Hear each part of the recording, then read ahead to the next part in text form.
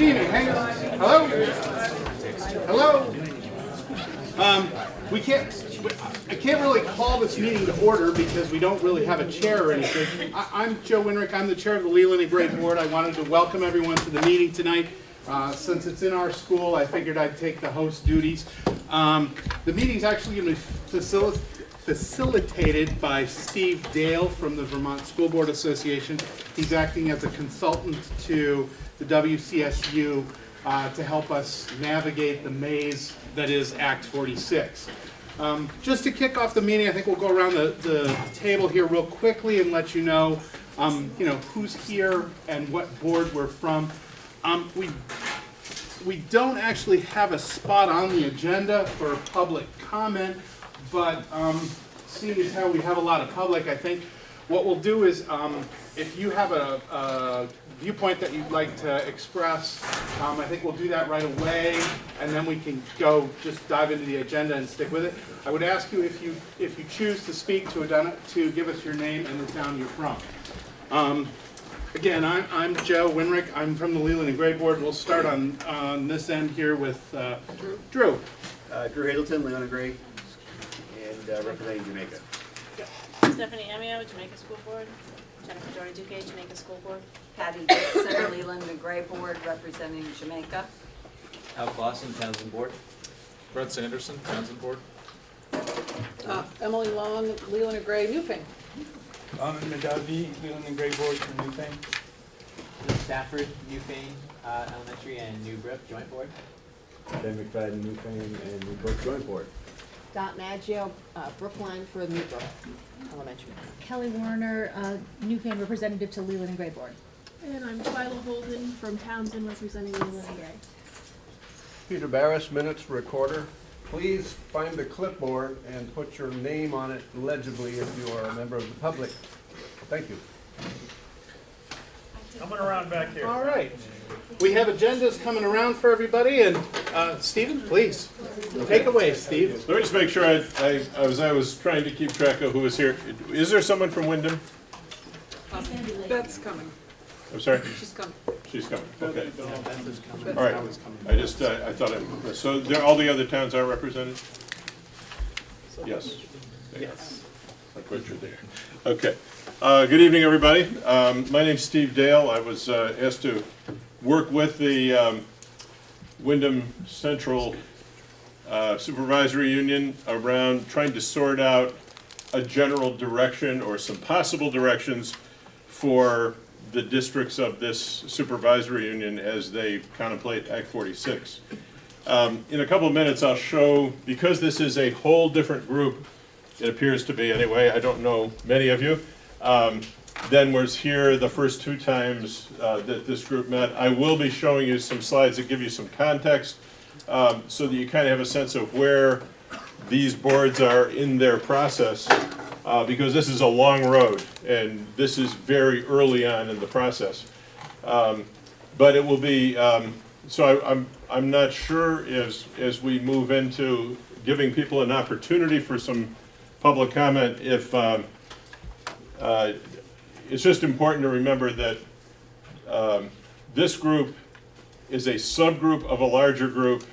It's the beginning of a conversation, and between now and whenever a decision gets made by local communities, there are many pieces of process. There are likely to be many public meetings. The purpose of this meeting, as I understand it, is there is a committee that represents all of the towns in Wyndham Central. That's 10 different school boards, if I understand it correctly. They have met twice. They have a few more meetings to try to set a general direction. Ultimately, the supervisory union does not have any authority to set a direction for Act 46. What you have is your school board members have an obligation to help provide leadership for communities. But ultimately, each town and each town's voters will be making decisions about what you do or don't do.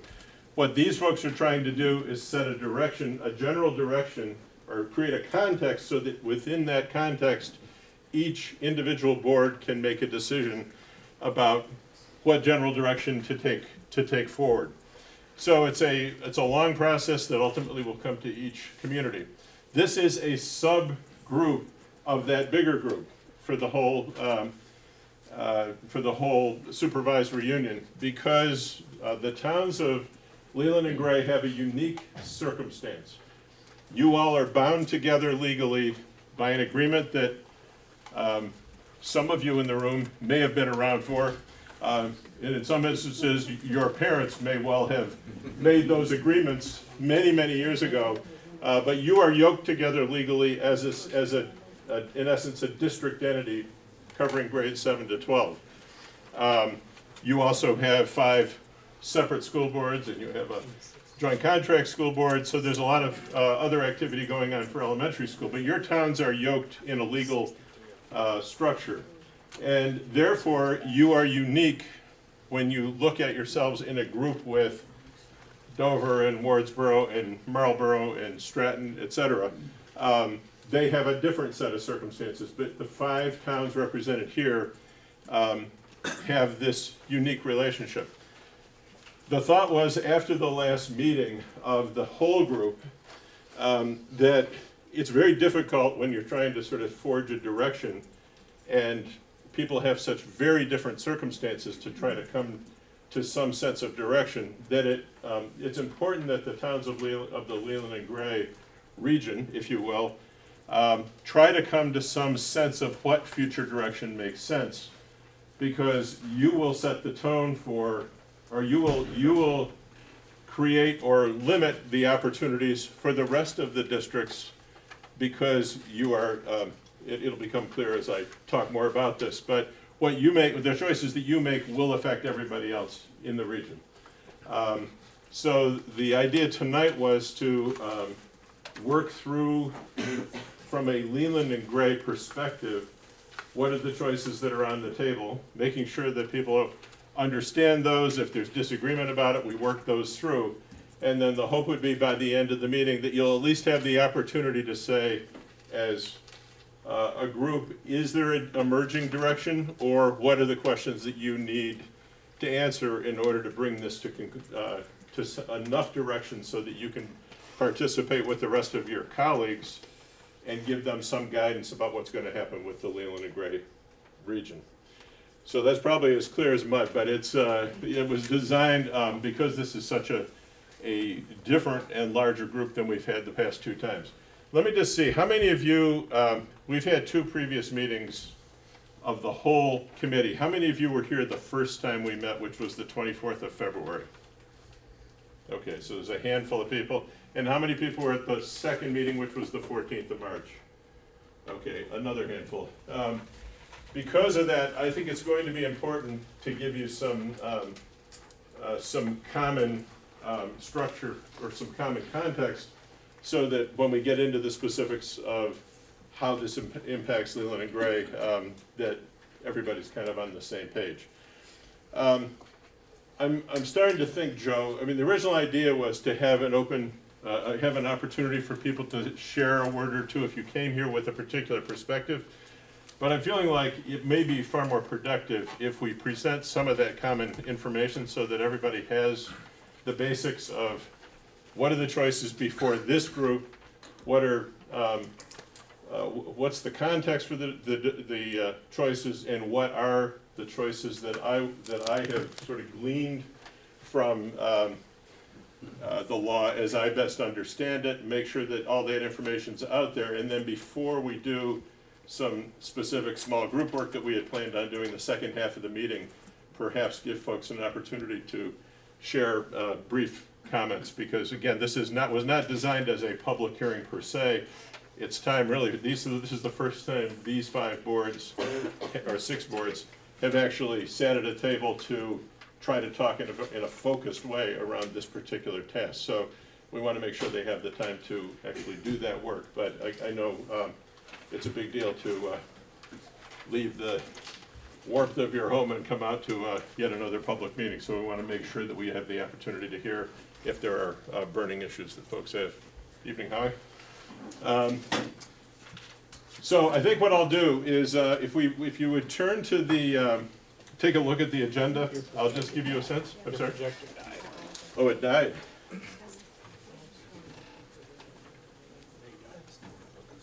That's not good.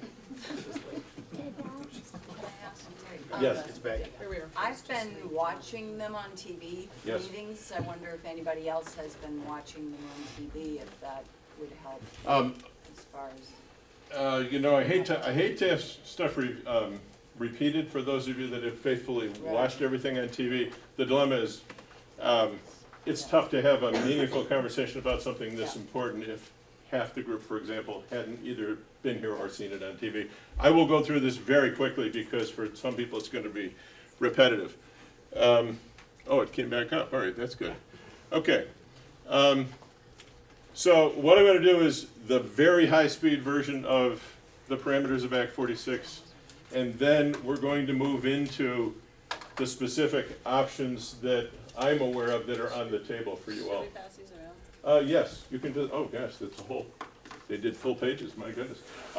Yes, there's copies of this coming around so you can jot notes on it. I didn't realize they were going to make full copy, full page. So Act 46 was passed because there's a general belief in this state, and it's supported by a lot of debate and a lot of testimony over an extended period of time, probably over the last 15 years, certainly intensively over the last 5 or 6 years, that there are some particular issues relative to the education system in Vermont.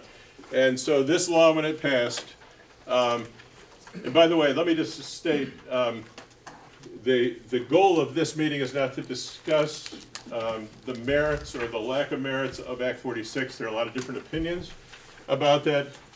This law did pass, it's the law that's on the books, and these boards have an obligation to figure out what they might want to propose to their communities for what to do about it. So the goals of Act 46 have to do with increasing equity. There's a lot of evidence in Vermont, and again, these are Vermont-wide trends, that there's a lot of inequity in the education opportunities that students have, from schools that you could put up against any school in the United States to situations where kids really have significantly less opportunity to pursue their interests or their dreams. Issues around quality, operational efficiencies, a lot of concern about the cost per student. As you know, your tax rates are driven substantially by the cost per student that your town pays for education. And because we've lost so many students statewide, but also in this area, it puts continued pressure on school boards to have to figure out how do you continue to pare down budgets so that the cost per student doesn't increase dramatically. And a couple of years ago, there were a number of school budgets that went down in the state, and the legislature said they were hoping that this bill would have an impact on our ability to manage cost per student by having a somewhat larger sphere to manage, as opposed to if you're managing a school that has 100 students and you drop to 50, it's very difficult to provide the same array of students, same array of programs as you used to when you had 100 students. But at some point, it becomes a serious situation because you can only cut so far before the quality of education is severely harmed. Fourthly, the whole question of tax rates, and last but not least, transparency and accountability. As you know, in recent years, more and more of the education system has been required to be delivered through a supervisory union structure, but supervisory union budgets are not voted on by voters. They're managed through a group of board members, representatives from each of the individual district boards. And there's been a lot of interest on the part of the legislature in having voters have much more direct involvement with the budgets and the programs that are administered throughout the region, certainly through a supervisory union structure. Their general strategy for addressing those goals that were on the previous page is to create somewhat larger districts, and in the scheme of the world, that's what's proposed is relatively small districts. They're relatively small compared to most places in the world, but create somewhat larger districts with a single board, which is called the supervisory district, or where necessary, a multi-board structure supervisory union with as few boards as practicable. And there's an assumption that in this region, the region of the supervisory union, that there will likely, even if some districts come together to create larger districts, that there will still be a supervisory union, largely, or at least because also the law protects current tuitioning practices. So in this particular region, you've got K to 6, you've got K to 8, you've got non-operating, and you've got your group here, which runs a union high school together, and then you've got K to 6 schools. So because of all those differences, there will be a supervisory union unless everybody agrees to give up either to provide choice or give up choice or whatever, which there's not been a run to do that at this point. But anyway, that's the general strategy coming out of Act 46. So again, the general strategy in the legislation was urging boards to figure this stuff out, and that's what part of what this is about.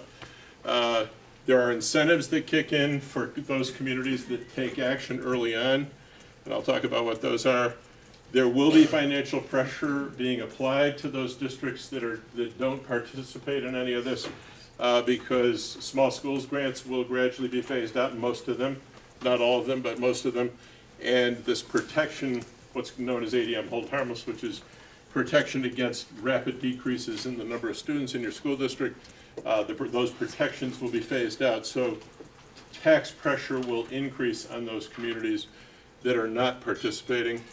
The Agency of Education is going to begin quality reviews in all schools, and that is going to influence the process as they have to make decisions. And it's very important to keep this in mind, that ultimately, and this is, you can see those years, they looked big they looked far away when a lot of these discussions began, but the fall of 2018 isn't very far away. In the fall of 2018, the state board can come up with a statewide plan to reorganize school districts, which would take effect July 1st, 2019. So that's the general approach that was laid out. The timetable, I've already laid it out here. The incentives are available these first couple of years. So if action is taken by communities by July 1st of 2017, which is 15 months from now, there are a number of incentives that you can receive. If you don't do that piece, you can submit an alternative proposal, and that's one option that's available to this group, and we'll talk about what that means. The secretary has to put together a proposal for realigning the state that has those towns that have not already realigned. By June 1st of 2018, there's 6 months of consideration by the state board, and the implementation is July 1st, 2019. The incentives that are available, this would only occur if you all became a single district, all doing the same thing for choice. Obviously, that is not likely to happen. But the second tier, what's known as red or red-related incentives, would be available to this district. That's 8 cents off your tax rate, 8 cents, 6 cents, 4 cents, and 2 cents over a 4-year period. If you act under that one, you get to keep small schools grants as merger grants in the system, and you can keep some protection on this hold harmless piece. And there's protection. I said potential protection from state imposed plan because it depends on what you do and whether you're all in it or whether you're not all in it. But if for example, if all these towns come together with a single plan, it is likely that you would have protection from a plan that somebody else might dream up. The law specifically protects you. So this is for those of you that haven't been part of this to date. The process that you're in, Local school board exploration, your boards and your communities have been talking about this for 9 months or maybe years, I'm not sure which. But local school board exploration has been going on. What this group that I'm working with right now is called an Act 46 Exploratory Committee. It's representatives from all of the boards of the the Wyndham Central Supervisory Union. And its job is to come up with a proposal on a general approach. And that's a recommendation, it's not a decision, they don't have authority. They will make a proposal, their best read, and when I say they, it's these folks here and their colleagues from the other towns. Then each school board in this region has to decide whether they want to, what they want to do of the choices that are available to them. And by virtue, the reason that it's important to collaborate around creating a single plan, number one, it's in the interest of students. In other words, you are all linked. What one town does have an impact on what other towns do. Certainly you all are linked in grades 7 to 12 fully. And it's important that what you do be mindful of what it's going to do for the common good of everyone. And if you want to take advantage of any of the financial incentives, they have to be coordinated. If one town decides to go over here and do this, but it's on a time frame that's different than this town doing this, neither of you may be able to receive any incentives. So it's important that it be at least boards and communities understand all those things as they go forward. So each town will then have to decide whether to enter into study committees, and that, I'm guessing people may be ready to have that conversation by summer, maybe not. I mean, you folks are going to be deciding that. Study committees will be formed and conduct their work. Once they begin to put together proposals, and by the way, when a study committee comes together, their purpose by statute is to assess the advisability or analyze the advisability of moving forward with the creation of a new school district. So it's not a given that once you start into a study committee that there's going to be a particular outcome at the end. You shouldn't start into it unless you're serious about exploring it, but that it's not irreversible. So you, in any case, when a study committee begins to complete their work, if they're going forward, they send the product back to all the school boards. All 10 of these school boards will, or anybody that's involved in a study committee, the board gets to review and comment. They don't get to vote up or down. They get to review and comment. And then if the proposal is going to go forward, it goes to the Secretary of Education and the state board for their approval. And there's certain criteria that they look at when they're approving your plan. And then it goes to the electorate in every one of any town. Nothing happens in this phase unless the town says yes. And then you implement. So when people say, well, where are you in this process? This is where we are. So keep in mind that at each of these phases, there's lots of public conversation. And it doesn't come to a vote until down here. And if things moved along optimistically, that vote would probably occur next town meeting or maybe next April, or be approximately a year from now. So again, lots of time. How did that get so blown up there? Woo, okay.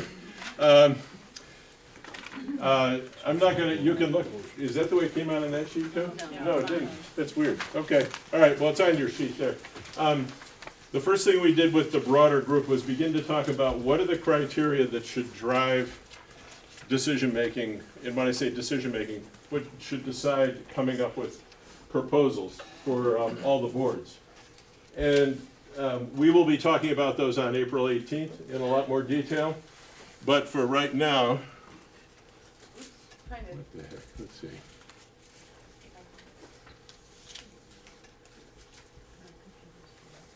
I was just trying to make it, it's the font. Oh, somebody on it? Oh, you're on it. No wonder we're dueling. All right. Yeah, it's fine. It's fine. But if you could start it up again as a slideshow. Oh, Yeah, thank you. Sure. But there were 5 major areas, and again, those are going to be prioritized on the 18th when we have everybody together. But I wanted to just remind people that the biggest driver for the boards that have been involved in this discussion so far has been all about the opportunity for students. And we've got there's a very long list. I don't know if we, Stephen, do we have, where's Stephen? Did we have another list of all those criteria? Did that get copied? Maybe not. 3? No. Oh, no. Okay, all right. That's at the 18th. So then I'm just going to highlight a few of them. So the first general category was strengthens educational opportunities for all students throughout the region, and it goes on for about three pages. But it talks a lot about making sure that all of our buildings, that we've got great buildings in all of our regions, that all students have access to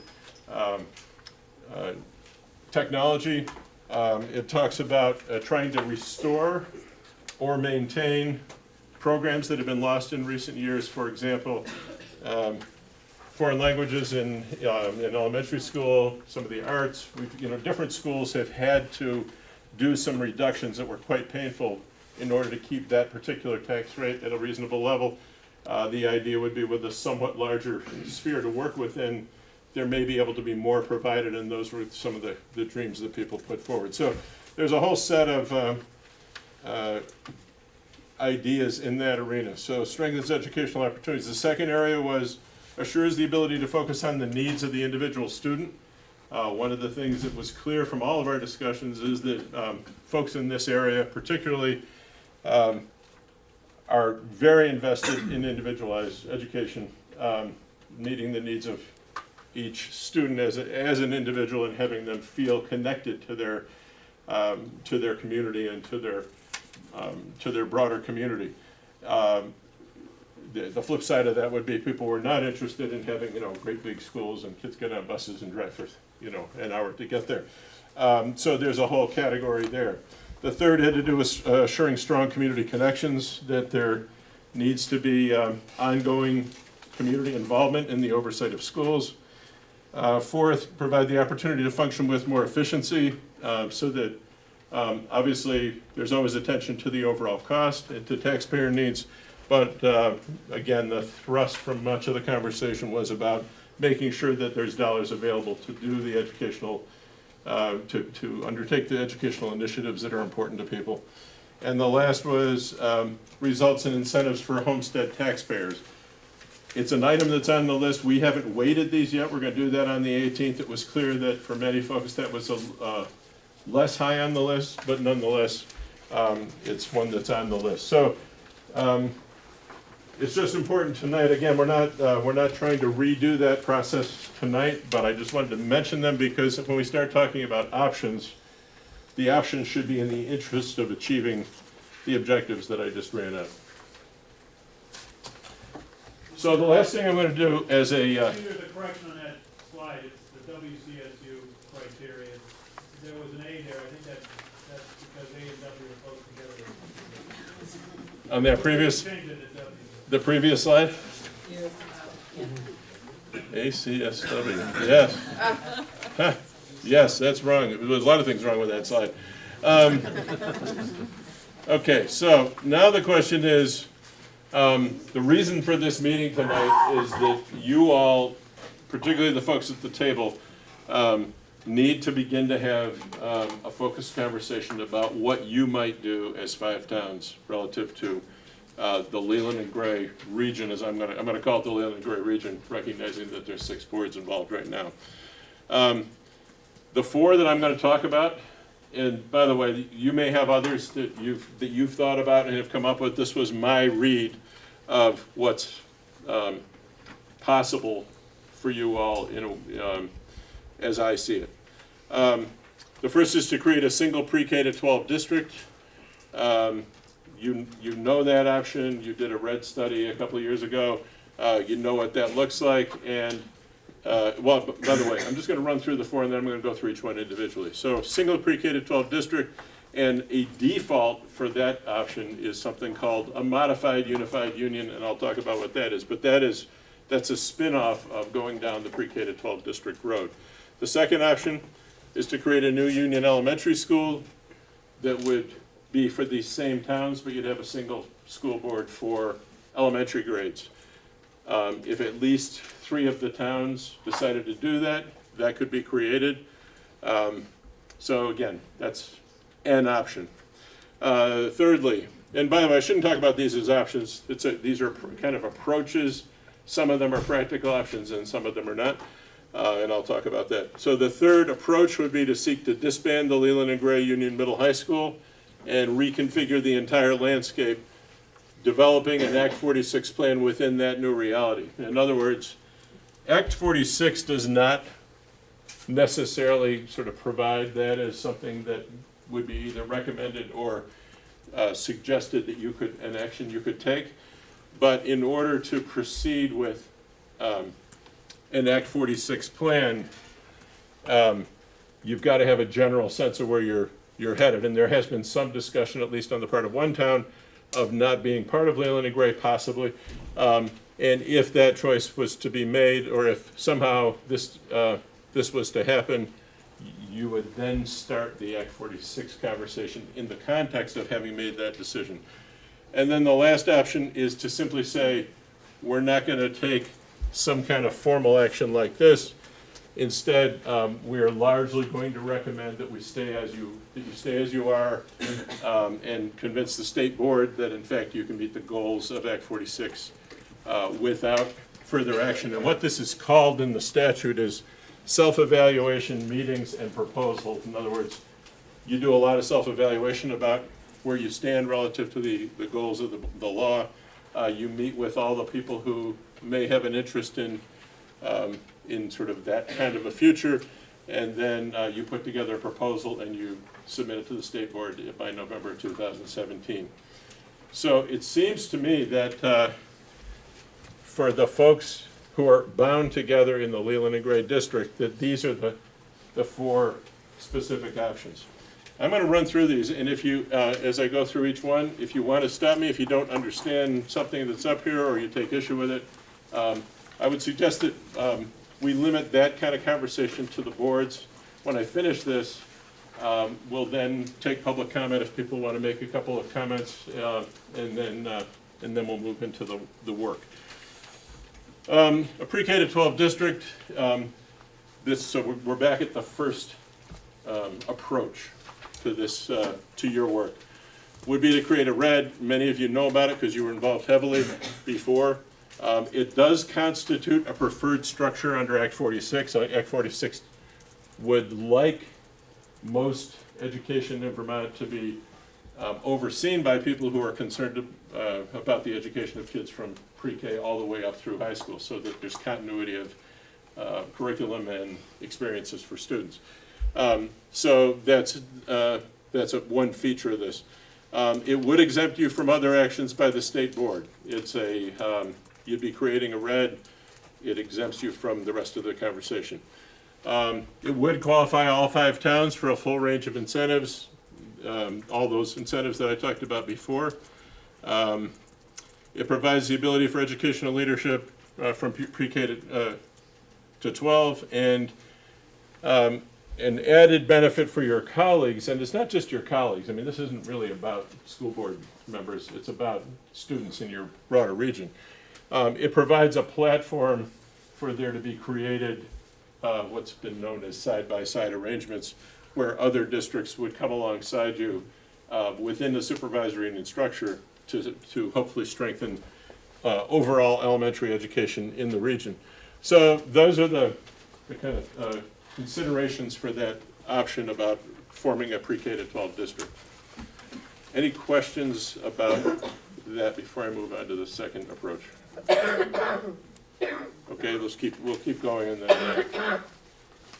Could you just clarify when you say Union Elementary, what does that mean, Union? Well, I haven't gotten to that one yet. This is a in law. If one board oversees all education for students all the way pre-K to 12, it's known as a unified union school, as opposed to a union middle, high school, or so it's crazy. Some people say to me, "Oh, wait a minute, unified union, what's a unified, who would ever write words like unified union?" But that's what the law says. So union schools tend to be certain grades. Unified union means pre-K to 12. So this would be a unified union school district where you'd have one board that looks a lot like the current Leland and Gray board that's responsible for the or however many elementary schools you want to operate, as well as the middle. With the same laws in place as the union high school.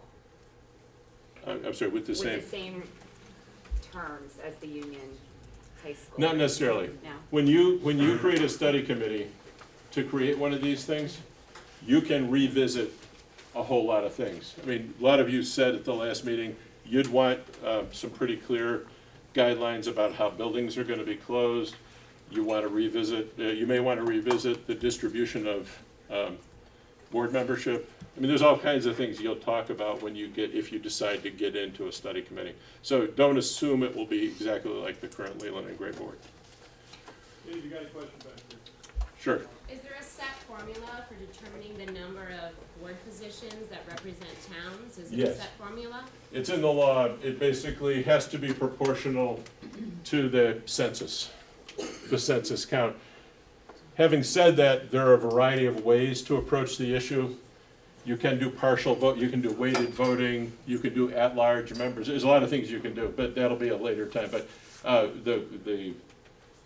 there has to be some relationship between the census and the numbers. Student census or town census? It's the town, it's citizen census.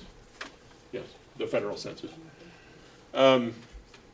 Okay, so I'm going to go into the next one. Now, this is modified unified union. Again, these names are something that could really send your head spinning. This was an option that was created about, I think, 2 or 3 or 4 years ago. And basically what it said is if you decide to create a single district, a single unified union district, and you put it out to all your voters, you can decide before you do that there are certain towns that are necessary to say yes in order to go forward with it, and you can decide that there are certain towns that are what's called advisable. And advisable means that if your town says no, the rest of the people may go forward. Anyway, a modified union school district basically says if you're in a union high school,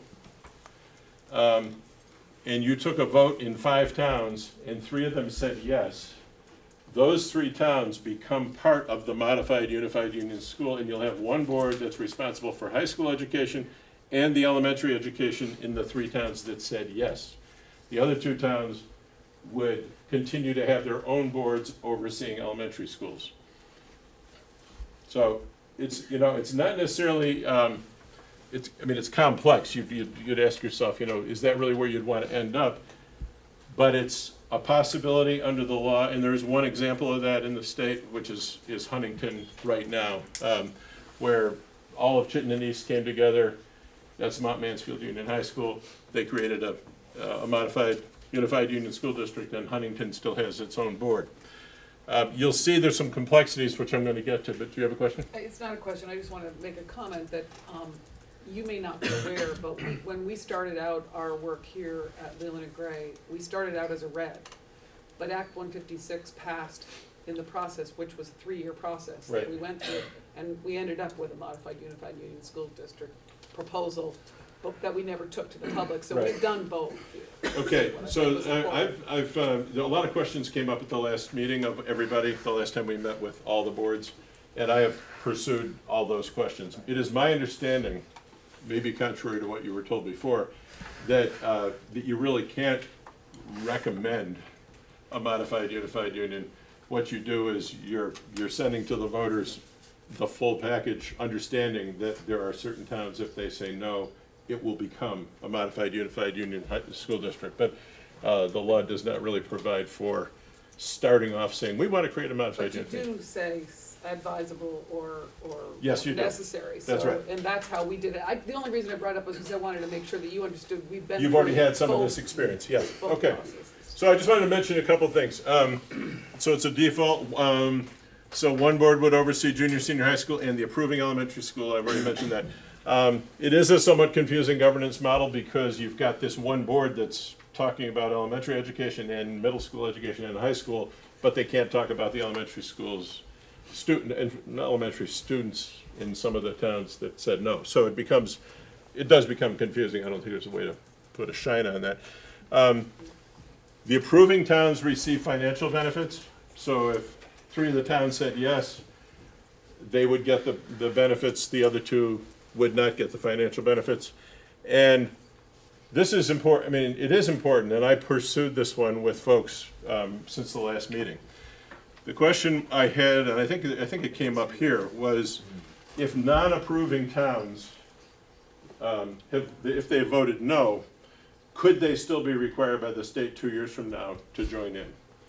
And the answer that I got back, and I have it in writing, and I'll stand by their comments in writing, is that the state board can't force these people, the people that approve the modified union, to accept anybody else, because you've taken action and you've created this new entity and you're protected from their action.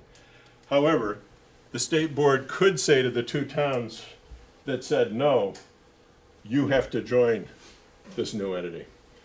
And the new entity would have to say, yes, we receive them.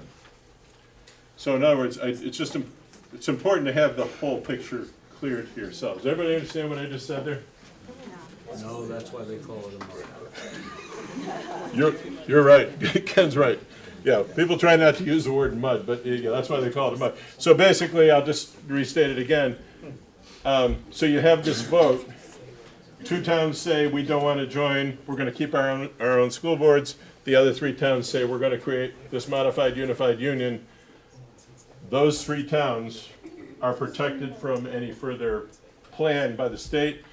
The 2 towns that said no could be required by the state board to join somebody else.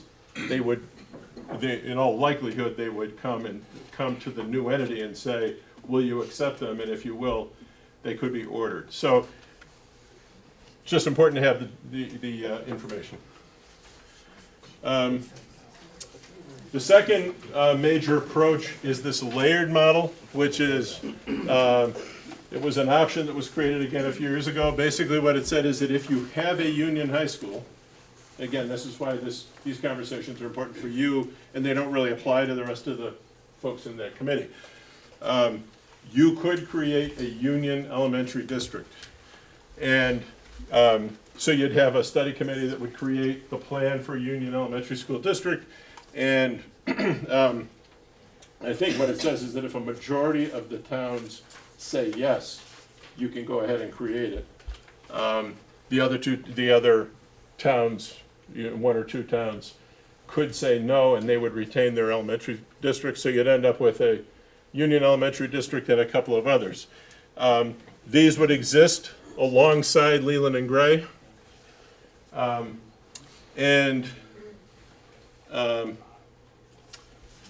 The towns that created this union elementary school would receive incentives under Act 156. This is all pre-Act 46 stuff, and would be exempt from additional action. It is possible that the state board could still require everybody to become a single district because Leland and Gray would not have taken any action. In other words, in this model, Leland and Gray would still be as it is today, and you'd end up with possibly 1 or 2 other districts that say no. So, and so the state board, so these 3 entities can still be subject to board action. So it could lead you back around. I'm sharing this because when you try to follow your way through the options that are available in law, you know, that was written 4 or 5 years ago. Act 46 puts an overlay on it. And frankly, there are some questions on here that, you know, you're not going to absolutely know what would happen until they happen and there's some kind of legal action or whatever. But this is the response that I got when I was trying to understand it. Yes? What would the governance structure look like under that? You'd have the Leland Gray Board. You'd have a union elementary school board that would oversee at least 3 of the towns, a union board, and you'd have 1 or 2 separate elementary district boards. And by the way, these kind of things have happened all over Vermont for many, many years. The town of Virgins has had a Virgins Union Elementary School, which was Waltham, Panton, and Virgins. They've run a union elementary school for 40 years. And they also have Virgins Union High School, and then there's been a couple separate elementary schools. So the reason why I raise this is because if you're following through the statutes and you look at the options, this was created under Act 156, and it is eligible for some incentives for those towns. Whether any of these are a good idea, those are things you guys have to sort out. I'm just trying to lay it out. Okay, I'm going to go to the next one. I think we've gone the wrong way. Okay, a third approach. It's not really an Act 46 option, but again, it's important because it's been part of the conversation here in terms of the idea of 1 or more towns separating from Leland and Gray. There is the, and again, I'm not talking to say options, there is the approach that where 1 town could say, we want to extricate ourselves from the Leland and Gray district. I'm sure I'm assuming many people know what that process looks like. It's laid out in detail in statute. Basically, what it says is that if a town chooses to withdraw from a union school, I believe that's a decision that's made by the board. I mean, it's proposed by the board. It goes to the voters of that town. The town has to, the town that's involved has to approve the leaving the union high school.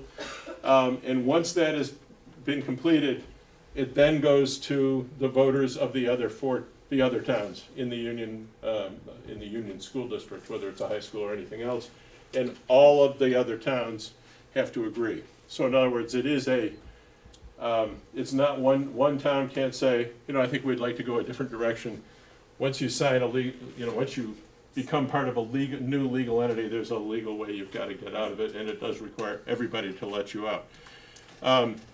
So I worded it this way, only in that I think if you're going to be honest with each other about your situation and how to move forward, that kind of thing could happen with 1 town, it could happen with 2 towns. But if there is no intent, if this isn't your intention as a group, it may not be a productive use of the next 6 to 12 months. If all of you are inclined this way or want to fully explore that way, then that's something that you can and should do. But it's not, one of the key challenges is that obviously, if there's strong sentiments to the contrary, people just need to be willing to be honest with each other about that. So hopefully you'll have some conversation about that tonight and decide whether this is something that you would want to pursue. Obviously, your high school is small, so certainly if one town pulls out, there's a substantial challenge in terms of cost per student and the viability of some programs. If you decide to pursue this kind of an option, it's a extended process because you first of all have to decide to do it. You then have to have a vote by 1 town. You then have to have votes by all the other towns, and it would delay considerations of your other options because it's very difficult for any of you to have a conversation with other neighboring towns until that decision gets made. And okay, so once that decision is made, then individual towns would need to make their decisions. The last approach that I put up here is this thing called self-evaluation meetings and proposal, and I've already mentioned this. It's basically putting some focus time into analyzing how well you're doing, how you could actually improve what you're doing within the current structure and make the case to the state board that, that this is the best thing for students and for taxpayers in this community. There are no incentives, there's no supports, and there's no guarantees on the outcome if you make that choice, but it's a legitimate choice within the context of the law. So, but you should just be aware of those things. So those are the 4 approaches, and if I've missed one that you've been thinking about, maybe now would be a good time to raise it before we open this What up. does that mean, no guarantees on outcome? Because you're putting your fate in the hands of the secretary and the state board. Got it. So if they buy the proposal, and they, you know, there will be places in this state where they will buy, I mean, where this stuff will happen, and they will buy it. One of the challenges, one of the factors that you all have to face is that you are a union high school. I mean, the 5 of you are already delivering grades 7 to 12 together. So, so you would have to make the case to the state board that in fact, retaining 6 boards is a good thing for students and Meet the goals. I'm sorry? It would have to meet the goals of the act. It would have to meet the goals of the act, right? Any other questions about this one? Yes? Yeah, is there anything figured in there for a pilot program? Think like Little and Gray right here. Town of Townsend loses taxes on all this land. In fact, they have a lease on some of our town land. It doesn't cost Newfane anything, because they're not losing any taxes on the high school. Jamaica's not losing any taxes. Windsor's not losing any taxes. So I think somewhere they should be a pilot program in lieu of taxes. Let me make a suggestion on that, and assume there's someone taking minutes here, correct?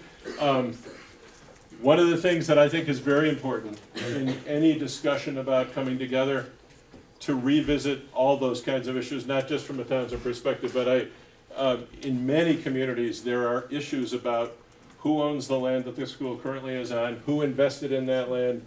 I worked with one school district where the town fire station was built on land owned by the school district. The idea of that school district becoming larger freaked everybody out. Those issues really need to be addressed in the context. So if we won't, that won't get addressed at this particular stage, but we'll make sure the minutes are there. And if there is a study committee, you ought to deal with any of those issues relative to how this affects any of the towns that are involved, and also ownership of property and indebtedness. Also in Montpelier, they stop to think that right now gasoline's already gone back up to $2 a gallon, what it's gonna cost to transport. Diesel fuel is more than gasoline, so it's gonna cost you a lot more money. Gotcha. Yeah, there's no decisions about transporting of students will be made obviously way down the road, and there's not an assumption necessarily that there'll be more transporting of kids. You may decide to do that, but that's not part of the assumption here. Yes, sir, do you have a question? Under this last concept here, under Act 46, can the State Board of Education dissolve a union district without any votes whatsoever? Are you saying could they dissolve a union high school? A union district, the current 5 town districts. Could they dissolve Leland and Gray on their own, say so? Can That's the your State Board question? of Education do that under Act 46, or can they do it regardless of Act 46? Would the minutes put a double asterisk on that question? I think the answer to your question, and I need to always state this, I am not an attorney. I've done enough with the stuff that I have a pretty good idea about a lot of these things. And ultimately, when you're making decisions, it's important to run some of these things by attorneys, but we'll get the answer to that question. I believe the answer is yes, that if Leland and Gray doesn't take any action, my understanding is that the state board was given the authority to recreate district lines where there was no action taken by a community to figure out a new plan. I believe that's a fair statement, but I will double check it. But they did take action and submitted it to the board, and then the board said, we don't like that plan, now we're gonna dissolve the district. Yes, I mean, I believe they have the authority to do that, but you're asking a pretty specific question about this particular one, and I wouldn't really want to, but generally speaking, they were given broad authority to redraw lines where districts did not take action. Yes, sir. According to what you said, at the next stage of the game, which is to set up your study committees, once that study committee goes off to do their study, even though the board can comment on it, there's no more yes or no from the board. So that's sort of like the jumping off point. So if that is true, I'm wondering what the makeup of that study committee will be, and will they be charged by the boards to think within parameters, or will they be able to come up with anything at all? Because if you take strictly what you said, they could come up with something that nobody liked and it would be tough for them. So, just wondering. Yeah, excellent question. The creation of study committees is important, and it's important not to do it frivolously because of what you just said. You're starting in motion action toward a certain kind of, to explore a certain kind of an outcome. Having said that the board doesn't get to specifically vote on whether to move it forward in most instances, the fact is a study committee that has decided on a general direction, if you've got 2 or 3 boards that are like adamantly opposed to it, doesn't give it very good opportunity to move forward in any particular way. So, you know, in these processes, in my experience, you have to be seeking consensus. You have to solve problems, such as this gentleman was pointing out. You know, these things don't succeed if you don't deal with the fundamental concerns of people. So it is true that the board doesn't ultimately get to say, we're going to go forward to the board. There are some circumstances under which they do have that authority, but I don't want to get lost in the details of it. But generally speaking, it's the study committee. Study committees are created by the boards, and there's a requirement that each board have 1 representative on the study committee. And it says they may appoint other citizens. In most communities that I've seen, these are very broad-based groups that often include as many or more citizens as they do board members. Okay, I want to make sure we can get to the content.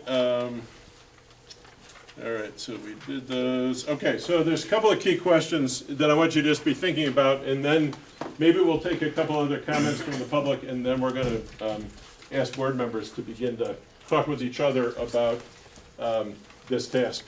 So the questions that you need to come to terms with are, given the possible approaches, which has the greatest potential benefit for students, taxpayers, and communities, and what more do you need in order to set some kind of direction? Because obviously this stuff takes time. You've got to sort it out. You've got to get answers to your questions.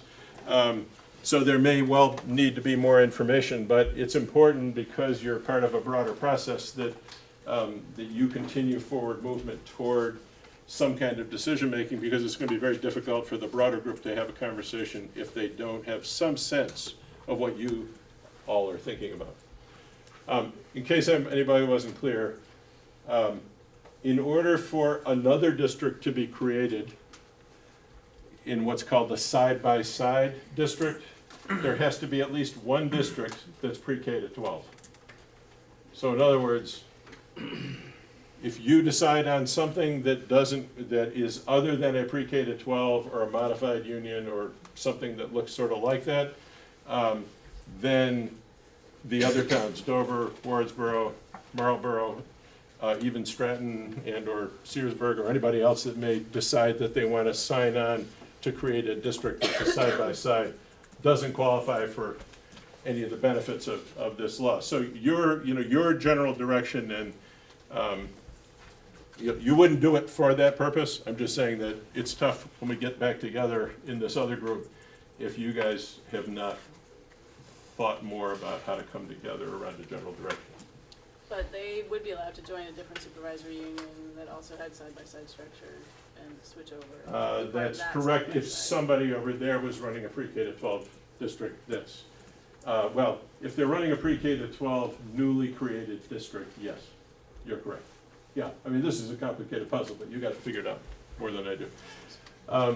Okay, I'm going to just open it up. If anybody had any questions or any quick comments, we want to make sure the boards have the chance to do their work. So, but did anybody come with something they absolutely wanted to say or ask? Yes. So one of the goals of Act 46 is to lead students to achieve and exceed the state's educational quality. So now with our switch of testing to be SBAC, where is that lying in that? Is SBAC using for AYP to see if like schools are achieving or not achieving? If they are, which of these towns, Townsend, Newbrook, Brookline, Jamaica, Wardsboro, Wyndham, are achieving schools currently? All right, so I'm gonna dodge on this one. It's a very important question because obviously there needs to be attention to exactly what is your current quality situation. Is there inequity? To what degree is it? How might any new plan address those issues and so on? The education department is in the process of creating a new system that is designed to look at a lot of different areas of function in school districts. So it's not just one test score, it's a variety of other indicators. They've piloted it in several districts. They got a little bit waylaid because the federal government changed all of its rules around this subject, so they're now adjusting this plan sometime in the, I don't know, have you had any recent updates, Stephen? No, but just one thing you mentioned was the adequate yearly progress, AYP. That no longer is in effect. The state is putting together a multiple measures approach and will be sending around and establishing what they call education quality reviews that are committees that will look at the SU level and all the schools therein, which then categorizes the schools as making progress or not and where they are. Now, that is not going to be simply connected to the test scores, because there's great concern in the state of Vermont anyway that a test score doesn't show you everything you want to know about a child's progress. Certainly the test scores are available online to any member of the public if you want to see the difference between the different schools you mentioned. And one of the arguments for considering a pre-K through 12 system is that you don't have the problems of decentralization and difference among, because you're all part of the same administrative unit. That's the rationale and why the direction of the state is towards emphasizing units that are more broadly based. Can I just to follow up on that? Okay, we'll couple more and then we're going to move on. Go ahead. Just on that, Yeah. because when we do get that data, because I'd like to see too, what is the data that states that any of these changes will improve things? Yeah. And will you have that for our next, or to bring into the group? Probably not to the level that would necessarily satisfy you. There are assumptions in the whole action that the legislature has taken. The assumption being, and it's based on, you know, lots of sort of anecdotal stuff, but in terms of the answer to your question, will coming together solve XYZ problem in such and such a way? The general position that they took is the one that I laid out in the front, that at a time of declining enrollment and increasing cost per student, many boards have found themselves reducing programs, and some of you mentioned what programs those are. And then the question is, can you begin to envision what might be different? You know, can you all begin to identify what those opportunities may have been to restore things that you've had to cut because you're not together and you're sharing staff and you're sharing programs and you're able to manage in a slightly larger context? I mean, that's really the fundamental underpinnings of the proposal. Okay, a couple more questions and then, yes, sir. Given that Act 46 is encouraging districts to enlarge their student populations, were the towns that are not currently a part of the Leland and Gray Union invited to participate in this within Wyndham Central? They were notified of this particular meeting. This is a subgroup of the big group. We've had 2 meetings of the big group that includes all the towns, and there will be 2 or 3 more before they finish their work. What's the answer to my question? Were they invited to participate from the get-go? From the get-go being at the start of this process? Yes. Absolutely. Rich is the chair of the committee. He's from Dover. All the towns are part of it. They all have representatives. They've all been here. This was a subgroup, just Leland and Gray, because these guys are going to talk about Leland and Gray. And you know, we can talk for 3 hours about Leland and Gray in a way that won't have direct application to the other towns. So the thought was, let's bring these towns together to have a chance to talk about this particular set of circumstances. But yes, they're all involved. Okay, last one. I have a question about pre-K, because each town currently does their own thing for pre-K. Some towns have a 3-year-old program, some towns have a 4-year-old program, some towns contract out with the local preschool. And I was just wondering, would they then have to do the same, all towns have to do the same thing, and what would that mean for the local preschool? So I'm going to let Stephen respond to that, but what I would say to you is that if you're when you're multiple districts, I mean, by the way, there's a single state law that takes effect this September 1st, and so technically that law will do a lot of evening of how that's been approached. However, if towns, for example, these became a single district, they would need to be administering it as a single entity. But Stephen, you want to talk about that? Okay, so the law they referred to, 166 is pre-K, and universally this fall, all school districts in Vermont are obliged to pay $3,000 for 10 hours per week at any pre-K education at an approved private, public, independent, whatever institution. So that means that regardless, let's say for example in this school that we have Townsend has a pre-K program, but maybe you are a parent that wants that you work in Brattleboro, you want your child to go to Brattleboro Montessori, you can take them there and you'll get through the public school system if you would enroll properly the $3,000. You won't get it personally, it'll be invoiced to the school. That is the responsibility of the supervisory union now to provide for that, that basis for that. It does come down to your local school district budgets because we're all independent school districts right now. It does not affect Leland Gray, obviously, we don't have pre-K responsibility. But does that clarify your question? Because we are doing that right now throughout the SU. The only school district that's not paying the full $3,000 that didn't implement the law fully is Wyndham, but they're doing that. They don't have any kids that are in question. They're doing it this fall. So that's, just keep in mind, this is pretty strange. At the pre-K level, there can be a public school. If there's a public school in your town, and you're in grades K through 6, or K through 8, or K through 12, and there's a public school in your town, you're part of the Union School District, you go to the public school. Okay? You don't get tuition, there's not choice about that. But pre-K, there's choice, even if there is a public pre-K in your school district. Okay, to avoid, I want to make sure boards have time to do their work. And so, unless there's a burning issue that really needs, I'm glad to hang around after the meeting if people have sort of technical questions. Remember, I'm working with and for these guys. I'm not necessarily the answer man for the state, but there's no question I'm not an answer man for the state, but I do have some information I'm glad to talk about if you've got other technical questions. So I want to make sure we now have an hour or so to explore these questions. And originally we were thinking about doing some small group stuff, but given the number of people who are here, I think it would be difficult for folks to just watch small groups having conversations.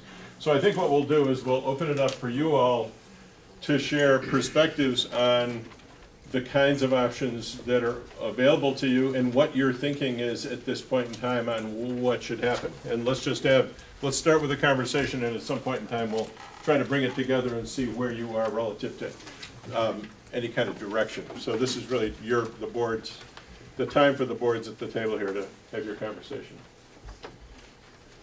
So I have a question for the okay, they can either be questions or comments. Go ahead. No question. Sure. Okay, for the other boards, and just based on the options or the approaches you listed, the one about dissolving the Leland and Gray union, are any other boards thinking about that? No. No. Okay. So if it's not even feasible for one board to do that, I mean, I'm just wondering if we can eliminate some things right off the bat, or would we even consider doing that? If that's not a okay, I'm sorry. I'll make sure the questions get repeated. Her question, she was asking a question of the other board members of the other boards about whether anybody else was considering or would consider the dissolution of Leland and Gray, and the others who spoke up said no, they were not. Did you want to speak to that, Howard? Sure, I'll speak to that, because it goes along with the comment I was about to make, which is that the first of these three options, even if we are to pursue them, the chances of our 5 towns voting in favor of dissolving their local school boards is pretty much zilch, given my experience with the 5 towns of the Leland and Gray district. So to me, the real option is self-evaluation, meetings, and proposal. All right, so Given that, and I just want to just... I'm going to come back to that in just one second. I want to make sure she gets her question answered. I will come back, you'll be next, okay? But that's it, but that answers her question, because we can cross that off. In fact, you can cross the other 2 off too, because they're also not going to Well, fly. I don't think that's true. So let's just stay with one at a time here. So she has proposed that perhaps this should come off the table. Well, let me just clarify that really quick before we propose that, is that, so according to you, it's an all or nothing issue, correct? Meaning we would need everybody to want to dissolve? Well, I just want to make sure you're clear about Not the you. law versus my opinion. The law, I meant. the law requires every town to say yes to you leaving Leland and Gray. Right. What I was saying is basically, when the day came, I mean, first of all, you've got a lot of people saying they don't want to consider it, and the second thing you'd have is, you'd have to do the analysis of the financial impact on every other town, which would make it difficult for the townspeople probably to vote to support it if it's only one. If you were all inclined to go this route, then it becomes something you should talk about together. But without that, I would probably agree with your statement, but go ahead. Because that's a big part of our discussion. Well, I don't think, Jamaica wasn't ever proposing to dissolve Leland and Gray. We were just proposing. Right, to move away from it. Right. At one of our options. It's One not of the we're options, proposing. correct. But that in effect. Okay, so if this is creates- not, but even this option, if this is something we should just strike from this discussion. Excuse me, just to clarify. Sure. In this scenario, would the other towns have to approve Jamaica leaving? Yes. Yes. No, thank you. Would it have to be, all 5 or all 4 towns? or Every town, majority? every town individually would have to approve it. Right, nobody's going for it. Seven. So, yes, Jamaica has been talking about that possibility, and we're gonna be bringing it to our town on the 17th, and taking a survey after we fully describe all the 4 options we've been looking into and seeing what they think. We're really clear, though, that we realize it's a long shot that we'll ever be allowed out of the Leland Gray Union. I have to very much disagree with Howie and say that I definitely wouldn't strike number 1 of the create a single pre-K through 12 district off the list. That is number 1 option on Jamaica's list of things that we'd like to see happen. I mean, not that they're ranked, but that is a very strong option that we are strongly pursuing and very much, think is a viable option, and probably the only viable option, really. So I definitely wouldn't want to strike it, and I'd say Jamaica's ready to move, depending on what people say in our town on May 17th, if they say we want to stay in Leland and Gray, then we're gung-ho to move forward with creating a single pre-K through 12 district. Okay, thank you. Yes? I think if we, as boards and board members in our towns, communicate the advantages of doing the first option and really approach it together, I really disagree with Howie as well, that I think our town people, they realize there are issues. I mean, budgets didn't pass in many towns a couple of years ago or a year before last. And so it's not news that there are issues and that something has to be done. And I think that type of a thing, it's not this drastic move that harms anybody. It just coordinates a lot of governance under one board, but the people can still have as much say. They can come to the meetings, they can be part of it, we involve the community still. And we do this at Leland and Gray. We're one board that represents a bunch of towns. And we seem to look for the good for all of the town's kids, not just Jamaica's kids or Townsend's kids. It's all of the students that we look after, and I think we kind of do that pretty well. Okay, I did, I'm sorry. So, she quickly turned me. Oh, Sorry. sorry. It's all right. Go ahead, Howie, come back to your The perspective. data all shows from Maine and other states that have undergone school consolidation that when you lose your local school board, soon after you lose your local school. The school board is the political unit that protects local schools. But not only that, the data also shows that students do better in small schools, in small districts. So if we want to be true to our kids, we'll keep the structure we have and keep our local schools. That doesn't mean that we can't consolidate stuff. That doesn't mean that there isn't room for consolidation within the supervisory union. We can consolidate purchasing. We can consolidate the purchasing of our computers, of our school books, of our pencils, of our fuel oil. We can put our teachers on the same payroll system. We can have one audit and one budget and save a lot of money, and make it easier for our schools to collaborate without giving up our local school boards. Our local school boards are what protect our local schools. And as far as Leland and Gray School Board looking after an additional 3 or 4 schools, I've been on the Leland and Gray School Board for 12 years. I don't see how we can do a better job looking after other schools than we can focused on Leland and Gray as a single school board. The best schools have individual school boards looking after their interests.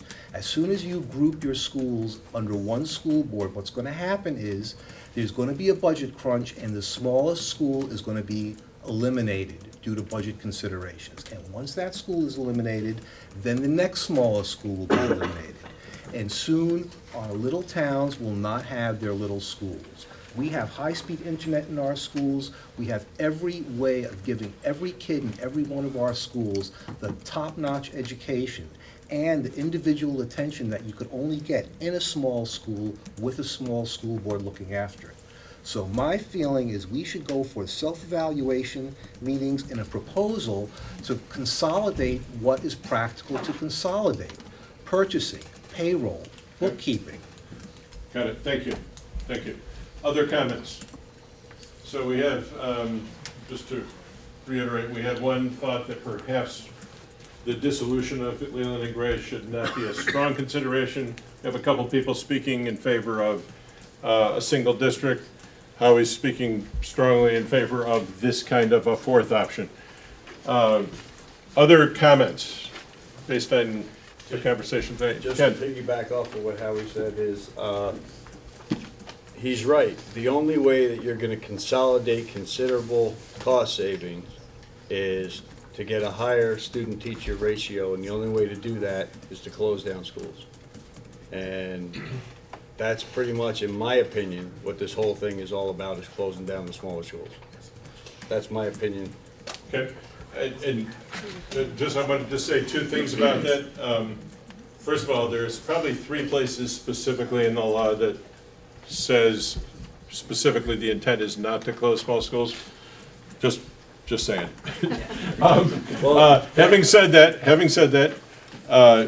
you know, nobody can guarantee anything way out, except that I should say, I think I was asked specifically at the last meeting, what kind of protections can be put in the articles of a new entity.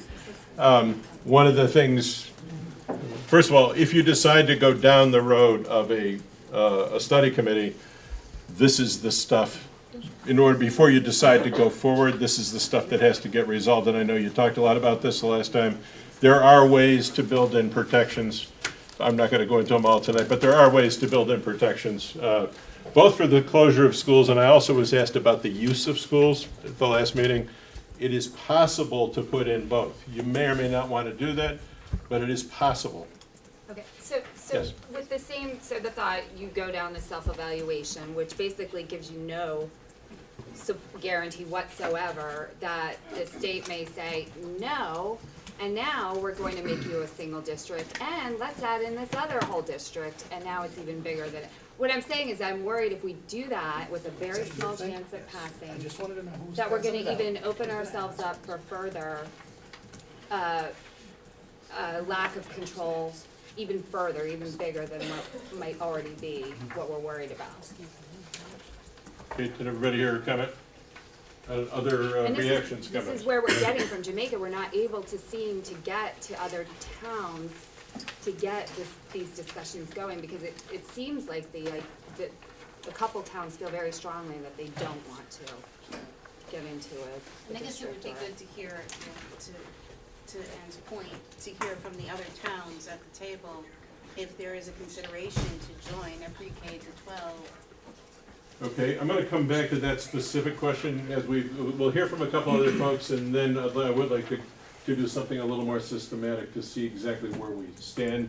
There clearly are different opinions around the table. Joe, go ahead. Excuse me, I just wanted to point out, both Howie and Ken were speaking, about school closure and cost containment and all of that. And if you look, I think we should have the slide of the Act 46 goals up there. The only goal that even comes close to that is maximizing efficiencies, and deliver education at a cost that parents, voters, and taxpayers value. The first thing up there it deals with the equity piece and to help students achieve or exceed quality education standards. That's what the focus of this legislation is, and these changes that we discuss with each other. It's not, nowhere in here are we, focusing on the cost savings, the efficiencies will come, but that is not the principal focus of this. And I think you can't lose sight of that you're looking to, increase equity, opportunity for students, put back programs rather than keep continuing to get rid of programs, or, try and find a way to fund those programs on the backs of your taxpayers. Thank you. It's a good reminder. And a note to that, when we went through this whole red mud thing, it was the same intentions. We're not gonna close any schools down. That's not what we're looking for. We're looking for quality education and to be, taxpayer friendly, which we're all about that in Newfane and Brookline. We're all about that. Okay? To go along with that is, now I'm losing my train of thought here, we're not against equity around, but the thing is, for what we're spending per pupil and the quality of education we have, for us to join in to this larger group, it's gonna cost Newfane and Brookline more money. So let me To get the same or less without throwing all these safeguards in, which if we get all these safeguards in going to the other schools, it's gonna raise the whole tax. Let's, if the minutes would double asterisk that one again. I have begun the conversation with the folks in the central office about doing enough analysis. At this stage of the game, and when you get into a full-blown study, you got to answer every one of those questions in detail. But we do need some gross numbers in terms of what will the tax rates look like out over the next 5 or 6 years if you got maximum incentives? What would they look like if you do nothing? And what would they look like if the state does it to you without any benefits?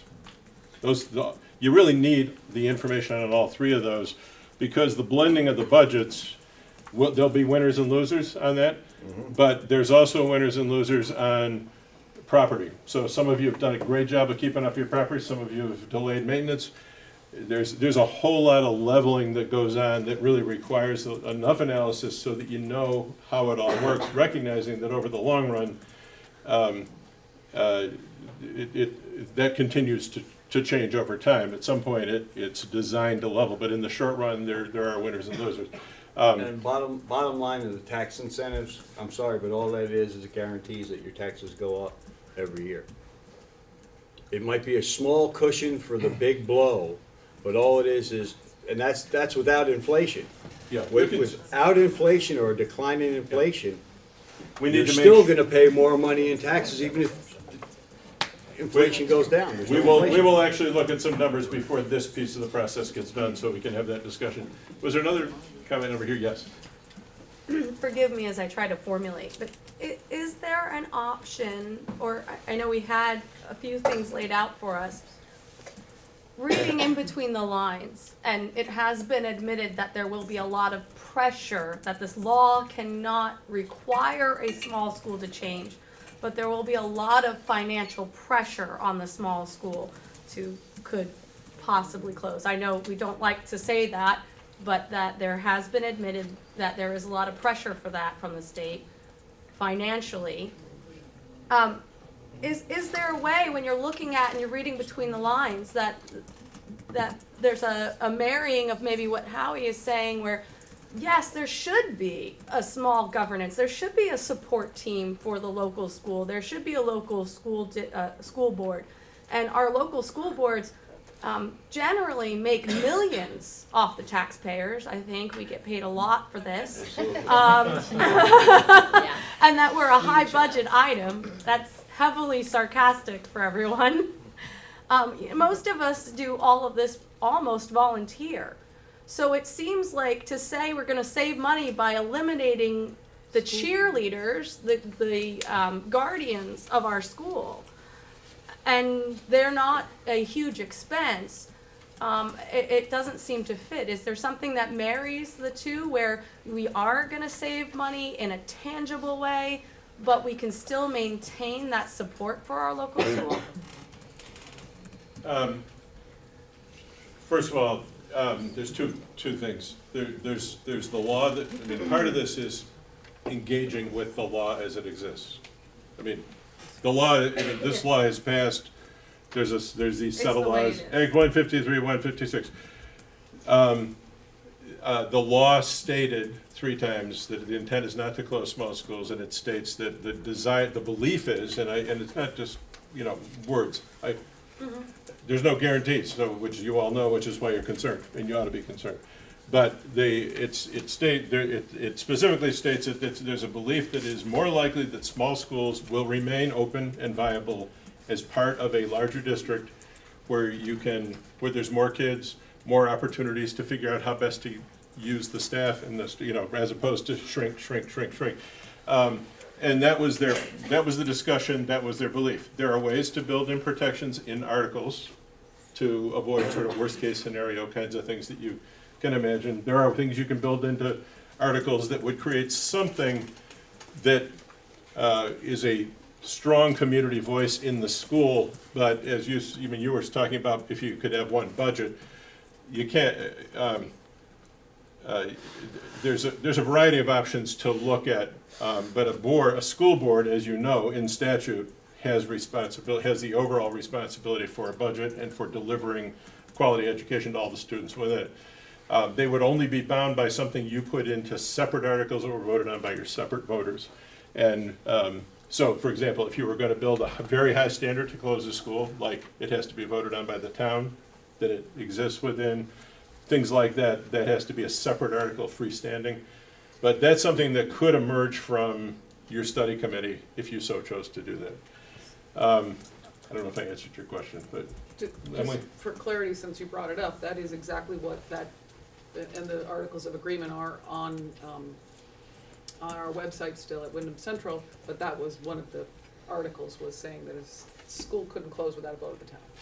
Okay, and that is decision made. My understanding is that is a legal, a possibility for you all to I don't know that build that was it. ever, was that It ever was part of the completely? We Yeah, but will. I don't know that We that didn't vote ever, on it. right, and there was But the- no, but the there was study no committee did. surety from the state, though, that that was gonna fly in the article. No. So I think we need No, to be that's not really true. We So you were would approved need by to the get, state let board. me just suggest for your purposes of your discussion tonight, you're not deciding on any of these things, like it's gonna look like this or it's not gonna look like that. What you're being asked to think through as a 5-some is a general direction. If you decide in general that you want to do something together in some defined way, you then have to have that conversation with the other 4 districts. You'll be having those discussions. If you decide to create a study committee, all those things could get resolved. You could say, and you're not going to say it tonight, but if you guys have a conversation later in your own boards, you could say that we would like to pursue a study committee, assuming the following 3 things. Not that that's legally binding, but it would be, if if there's conditions under which you could join a study committee, you could state those and see if you can get your colleagues to buy into those kinds of things, to tell people to feel comfortable. This is a negotiation between the 5 towns, yes. So, and maybe my thoughts weren't presented as clearly as I needed to be. Brookline has already closed our small school, and we've merged with Newfane. So, the idea of the small school closure was secondary to, is there another possible model that we're not thinking of that would include kind of like we've already done. We have closed our small school, but we have a board in place. We've saved the money. We're a joint. We still have our town cheerleaders. We still have our guardians. We still have the support. We work very well together. Is it necessary to dissolve the boards, or is there a model like what we've accomplished already that can maintain the best of both worlds? I'm going to simply say that there's ways to achieve the objectives that you laid out, but you can't, my understanding is you can't have a board is a legal entity. You all know that because you're in them. There's a law that regulates what your powers are, what your responsibilities are, and so there will be, if you create a district, there will be a district board that has those obligations. You can create something in addition, and you can put some parameters on that new board, if you so chose, through this process. Elaborate on that. Well, I'll go back to the same one about closing a school. You can, when I consulted with the agency before this meeting, I said, what kind of protections could you put in? And they cited a situation that's currently before the state board where people put in specific language about closure of schools and if you're going to use the building for something other than, I mean, it may stay in the district, but if you're going to use it for something other than education, it requires certain kinds of approvals by the town and/or a unanimous vote of the new board, which gives a veto voice to the person in the town. In other words, there's options that you could negotiate through the study committee process about those kinds of concerns, about those kinds of issues. Is there a way to have committees? I hear how he's saying about everybody wanting their own school voice. It seems like one way to get around that or to participate in that is to have, each town can have its own committee and then still report back to the board as a whole and maintain that voice. That's a way to allow us to maintain the pre-K through 12th district if that's how we choose to do it. There are models like that. Massachusetts has a model in statute that lays out school councils that actually work with the principal, and that's where the guidance comes for the operation of the school and how, things that are most of the parents oftentimes are most passionate about. So there are a variety of structures. Steve, there were provisions in the in your other in the red study articles that we actually got approved and never moved forward to for all those things for exactly that. A school advisory committee in each building would maintain its own sort of advisory group that would then meet with the actual red board, and there was a board member who chaired it, and you've been down these. How many of you sitting at the table were part of that planning committee, the study committee? 1, 2, 3. Only you two? 4. So 4 of you have actually been through this process and know the kinds of conversations you've already had. If you decide to go down this road, obviously you should start from where you finished and decide why did it die the last time and what needs to be addressed in order to make it acceptable. Yes? With the combined school district, you could also possibly not have small schools in that you give all the elementary kids choice of schools within that district. And so some kids may want to, maybe Wyndham does something extra special that it's more artistic than some other school, or one has better playing fields than another school, or what, you can decide to be creative like that within your district, so no school is really tiny anymore. That is absolutely the nature of the conversation that should take place during a study committee. And, of course, a new board would be thinking about all that as well, but you can talk a lot about that in your report. Other comments, before I kind of go around in a systemic way, did you have a comment?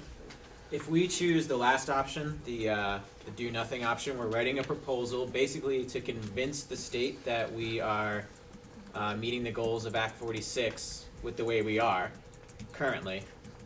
Is that correct? I mean, That's correct. Okay. That's correct. So could you? Well, you could add to that, but go ahead. Could you shed some light? Like, so what's the evaluation process? Like, would we be? Are we just crossing our? It seems risky, and then we're just crossing our fingers that the state likes it, or is there some kind of specific criteria for what they're evaluating us on? And who is it? 4 people in a room being like, "Yeah, that looks good," or? So, none of this, as far as I know, unless somebody in the room knows something I don't know, because this is these proposals have to be submitted by November 30th, 2017. That's only a year and a half from now, just in case anybody hadn't done the math on it. It's coming fast. They have to be submitted to the secretary. The secretary does an analysis on it. And then the secretary will take that into account when she or he at that time, since there'll be a gubernatorial election in the meantime, will have to submit a proposal for restructuring the state by June 1st of 2018.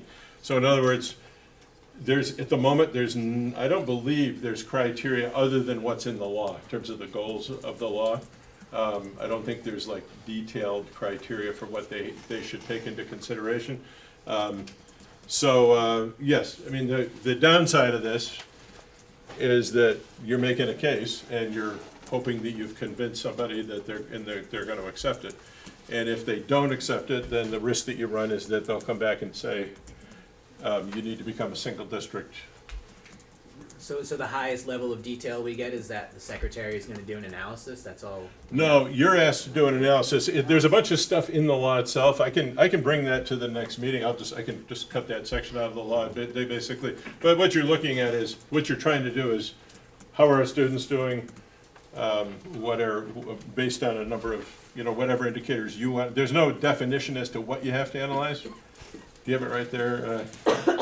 Emily, are you looking at that? I'm just gonna pull it if I can bring my Yeah, camera. it's pretty general in the law, but. While she's looking at that, Rich Warner at our last WCSU meeting, because it was filmed, answered that question. What happens if we do nothing?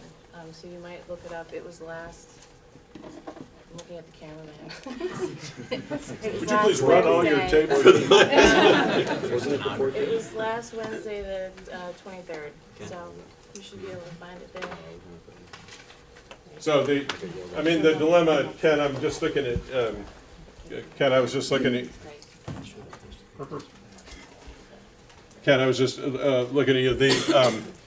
the hazard, with this proposal, one of the hazards is that if the state board chose to make you a single district without any of the supports, then the lower spending districts end up with being merged in with other districts, but without any of the buffers. I mean, that's one of the risks that you run here.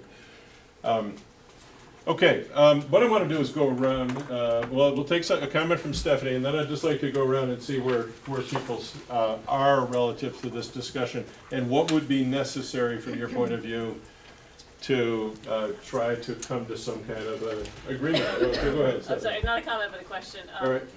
When Howie was speaking quite a while ago, he mentioned something about not keeping separate boards, but possibly having shared bookkeeping and shared. I believe you said one budget. Purchasing. I think you said one budget. Well, one set of books, not one budget. Okay, one I set thought you of said one books. budget. So my question was really, is that possible to have one budget if you have separate boards? I thought the idea was if you have one budget, you have one board. No, keep in mind that the world you all work within, you know better than anybody, is a legal world, and you each are a legal entity. The legal entities are districts. The SU is an increasingly big legal entity, but the core legal entity in education is the district.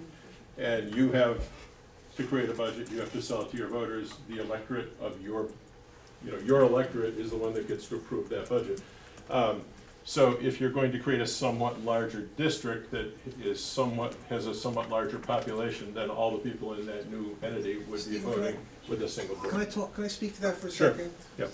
There's a very easy way to do something like this, in which case, your individual school has a budget for, let's say, computers. let's say it's $5,000, and every school in the district maybe also has a $5,000 budget.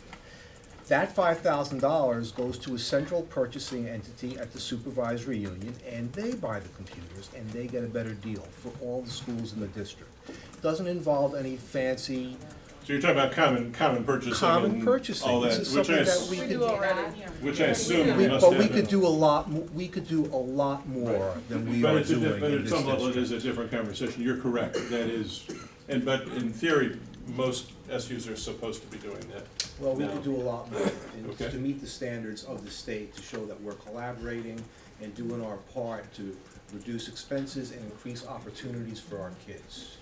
So what I want to do, we've got about 20 minutes. I'd like to go around and ask those of you that, I'm going to ask all of you, just to talk briefly about kind of where you see things relative to these kinds of 4 options. Let's just get a feel for what's in the room, and then the next question would be what's next, in order to, understanding that, it may not be, certainly may not be possible tonight to have 100% agreement, but it would be great if where there are differences, if there was some way to kind of continue to bring those together. But we don't necessarily need to do that tonight, but I'd like to hear from everybody if I could. So do you mind commenting? Can we start? All right. I think I stand with, introduce yourself. Oh, I'm Pam Tweedy. I'm on the Jamaica School Board. Yeah, new. Great. I'm a newbie, so this is, Yeah, we're gonna jump into the deep end. No, I mean, it seems like I think for Jamaica, creating a single district would be the best choice, just because you want to make, the townspeople have to vote. So they're going to look at, number one, the money. I know people in town and they're going to look at the financials. And it's going to be best for the kids. We can make it work for the kids. I think you can tweak things. In the study committee, you look at stuff. And if in the end you can make it look good financially and it's going to be best for the kids, then that's what I think is best. And I like that idea of the school council or advisory committee for the big board. I don't know if that answers, but that's where I'm at. Thank you. And I appreciate you going first. Yeah. Good job. Drew Hazelton, I did sit on the Red Study Committee years ago. I'm not a new board member. I guess I'm disappointed at what seems to be a lack of willingness to have this discussion. I didn't get a sense that people really want to have a discussion about what this is going to look like.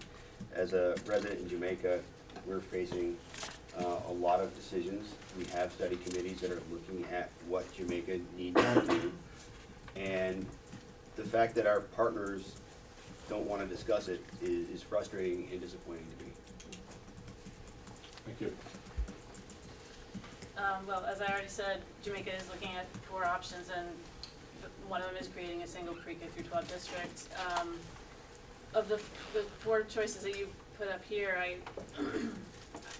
that's the only one that makes sense. And of course, we're also looking at the idea of possibly leaving Leland and Gray Union if the town decides that's what they want to try to do. But assuming that we don't leave the union, I can't see a reason not to make a single pre-K through 12 district. And we've been sort of heading in this direction for quite a while. We've been meeting with Townsend for several years now, trying to figure out ways to even build a shared elementary school. There's a lot to be said for having more kids in one place where we're still, they're not having to travel great distances, but we can share and get more opportunities for them. And I will say that as part of the process that Jamaica's been going through, we visited quite a number of other schools, and some of the bigger schools, for instance, Bloodbrook, has great opportunities there. And not just for classes and computers and all that, but also they're able to have a special ed program that is pretty amazing because they have enough kids to warrant having an on-site case manager full-time, et cetera. So there's just a lot to be gained from, if we do go down the road of eventually creating a larger elementary school, but I don't think that's necessitated in this single pre-K through 12 district either. I just think it makes sense. We already collaborate a tremendous amount. It doesn't seem like that big of a stretch from where we already sit together. Thank you. So I just echo my other board members' feelings.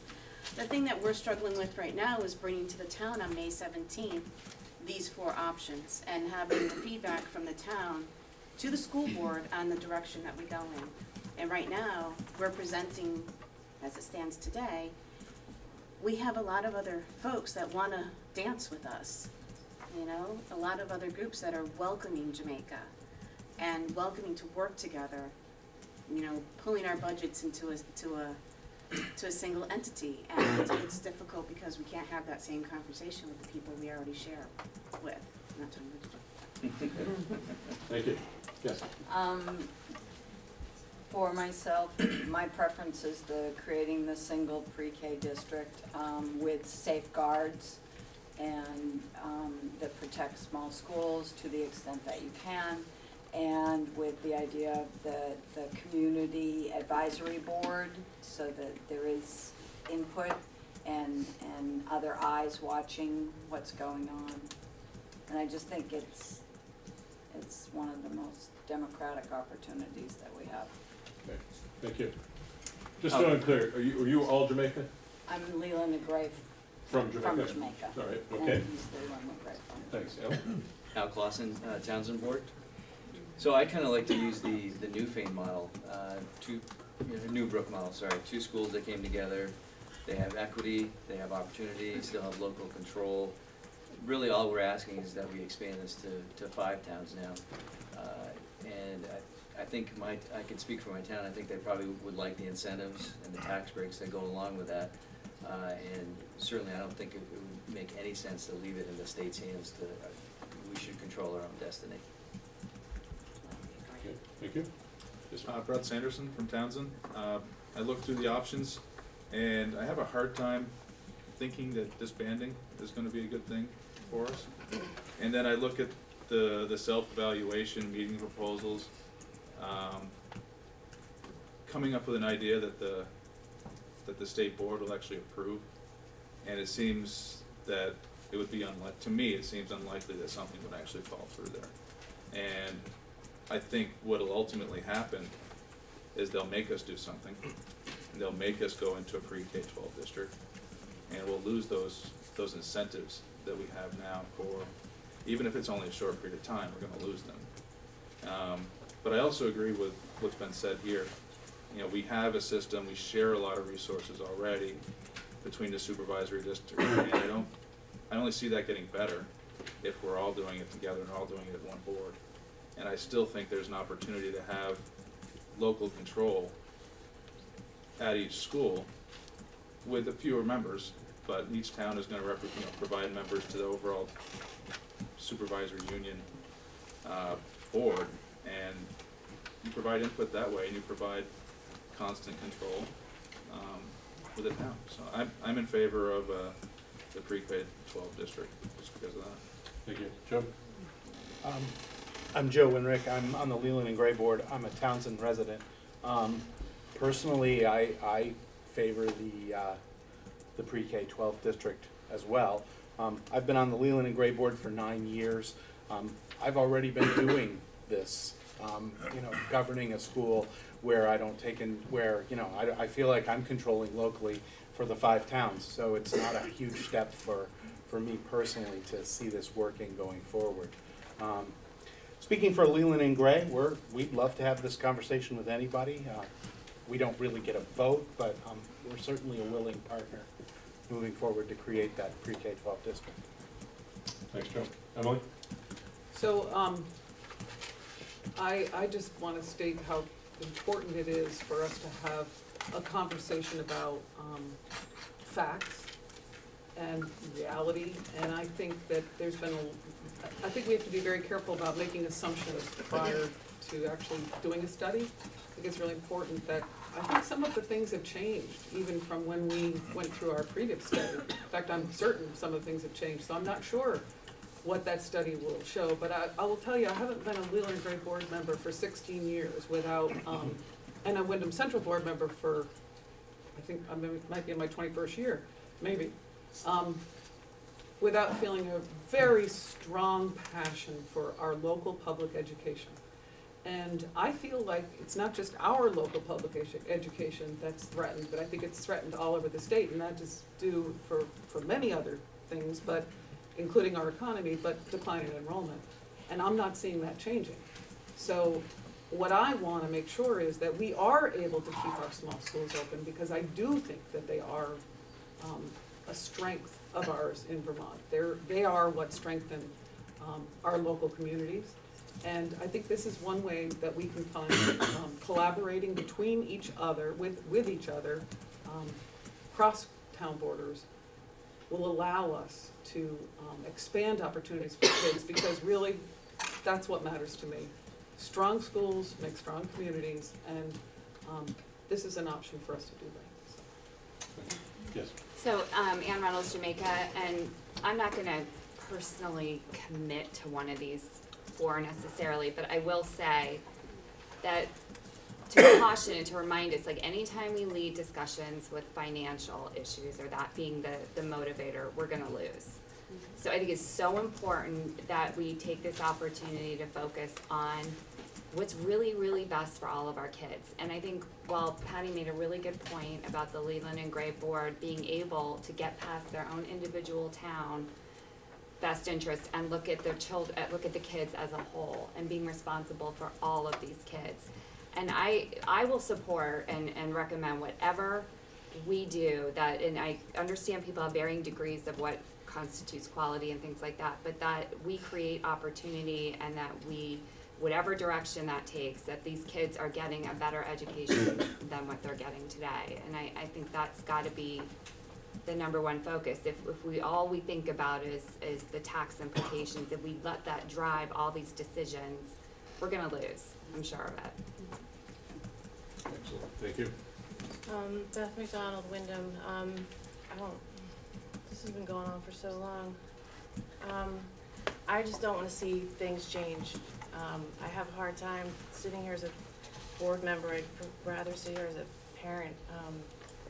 And I feel like I've had the absolute best of Wyndham Elementary and the Leland and Gray community, so I would certainly like to see it continue. To be fair, if Jamaica feels like there's certain people who aren't participating, if you can respect that Wyndham is the smallest, and the number of times that we've heard about the small schools grant being taken away, all of this is slightly, frightening. So, and yes, there are some things that have been said, but there have been no guarantees. So I would just ask that you keep that in mind. I think that we definitely want to try and make something work, but nobody on the Wyndham board wants to see us leaving this district. Leland Gray. Yes. But in terms of, and you'd like to. And so as far as the proposals, I still feel like there's too many unanswered questions on each of them. I gotta say, I'm going with self-evaluation, meetings, and proposal. The K through, I would certainly be willing to look at the K through 12. I just think there needs to be way more definitive parameters or, Sure, okay. We'll come back, thank you. Go ahead. Boman Medali, I'm on the Leland and Gray board from Newfane.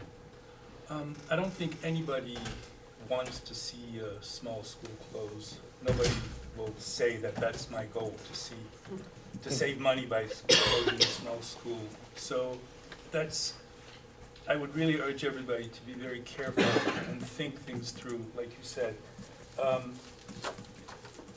The pre-K-12 district option may sound good now. What is it gonna look like 5 years down the road? It'd be good to know that stuff now. Yeah.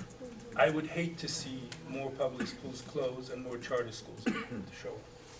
And another thing that's just been, I was just wondering, with a change of administration in Montpelier, how much of these rules are gonna be changed by 2017-18? How many of these requirements are still gonna be the same that we're seeing now? So I'm just, because I want to keep going around, but just the short answer to your question is obviously nobody knows. However, you can take guesses. I'm not aware of too many politicians. There's at least one, who's running for governor, but actually what he's proposing is even more dire. But for the most part, people are not saying we didn't mean any of it, it's not gonna happen. I think Act 46 is here to stay in some form. There may be some tweaks to the law, not this year, but possibly the following year. But, you know, nobody knows exactly what's gonna happen politically, either in Vermont or nationally. Thank you, thank you, yes. Luke Stafford, New Fane. I'll start by saying that we haven't ruled out any option, but that we haven't chosen one either. So we're still very much open to any option at this point. When these conversations started a year ago, and I'll admit that we were kind of like, hey, we already did this. You know, like we did exactly what this law is trying to do. We did it 6 years ago. Like, and we were kind of like, oh, like, don't we get some exemptions or something here? But I've since woken up and I've realized that we do. Our destiny is in our hands, and that's just lazy thinking. So especially when you consider that we have the authority to write in protections into the consolidation articles, and that we can be very creative in that respect. And the last thing I want to say is that I feel horrible that this is the first time I've sat across from Jamaica and had a conversation about this, what you said, sir. And I feel bad that we haven't had that conversation yet. When I hear that you guys are considering dancing with other people, I want you to dance with us. Don't leave. I want you to stay with us. So I feel bad that this is the first time that this is happening, and I hope that we can have more of these sit downs and be face to face, so we don't lose you guys. Thanks, Ken. Just to piggyback off of that, we will be meeting with some of the representatives from Jamaica at our next board meeting. Oh. We have time for them for this, so. Just to let you know, we haven't dropped the ball. We're with you. You all know my spiel about, I have no problem with having a pre-K through 12 district as long as each town doesn't lose any quality of the education they have now. If anything, it gets improved.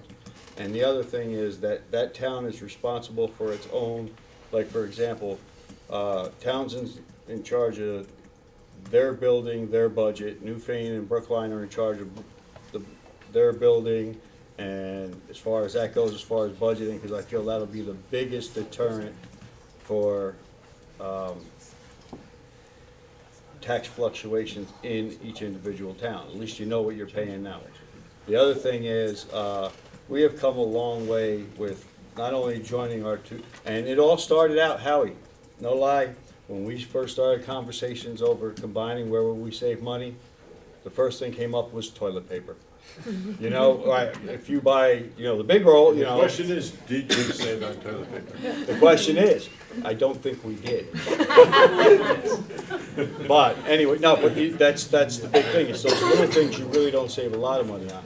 But you're right, in a bigger set where you're paying $400 for a computer because you're only buying X amount of computers, you're paying $350 over, yeah, you're saving, you know, 40% or 30%, whatever you're saving is great. But real quick, one more thing.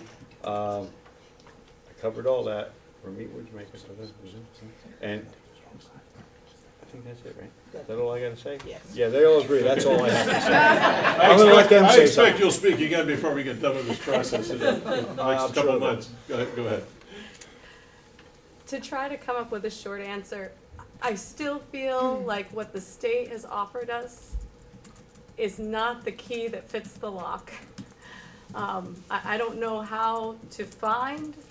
I think we're reaching the right direction. I think being pushed is helping us go there, but I still feel like the water's really muddy, and without a clear spending formula where we can all understand exactly, you know, like one of the new members who started us, it's true, unfortunately, we don't like to talk about money, but that is what sometimes makes the ship sink or float. To be able to show those items, it's hard, and to create, I think we can still create something even better than maybe even what we're discussing. I think we just haven't quite gotten to the nuts and bolts, and it's hard not being at that part yet. And remind me, Newfane, Brookline, which town do you? Brookline. Brookline, okay. I know you guys Sorry. are all together in one big happy family here. Thank you. Yes. Dot Madger from Brookline. You know, Act 46, when I was doing the reading of it, there was 67 some odd pages. Basically, it breaks down into three things.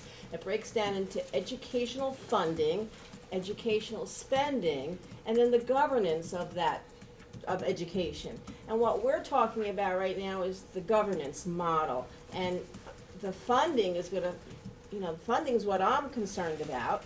And as far as the spending, well, yes, we can certainly consolidate a lot of the spending and things can, we're behind, Vermont unfortunately is behind what other states have done already as far as consolidating their, you know, what needs to be spent and can be bought in bulk versus by small schools.